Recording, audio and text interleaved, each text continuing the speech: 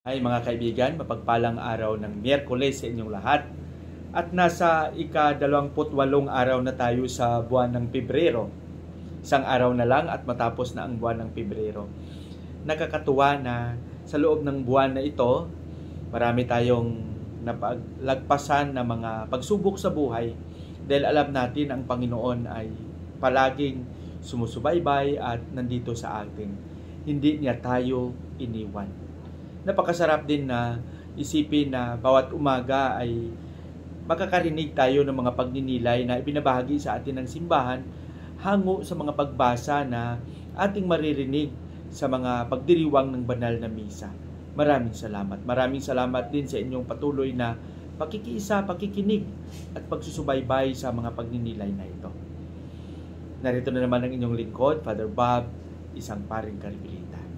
Ang ating pagninilay sa araw na ito ay babahagi sa atin ni San Mateo, Kapitulo 20, versikulo 17 hanggang 28. Dito mga giliw kong sumusubaybay ay ipinaliwanag na naman ni Jesus sa mga tao kung ano ang pinakadahilan, bakit siya narito. Bakit patuloy siyang nagpapadama ng pagmamahal ng kanyang ama at ng kagandahang loob ng paghahari ng kanyang ama sa mga tao. Palagi niyang sinasabi na parito ako upang hindi pagsilbihan kundi upang maglingkod. I did not come to serve, to be served, but to serve.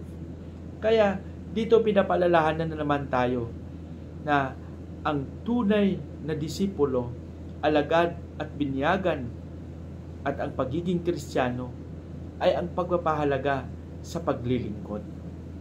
Maglingkod ng buong katapatan at mag-alay ng sarili ng buong katapatan din, lalong-lalo na sa mga nangangailangan, lalong-lalo na sa mga mahihirap, lalong-lalo na sa mga hindi nakadama ng kabutihan ng Panginoon.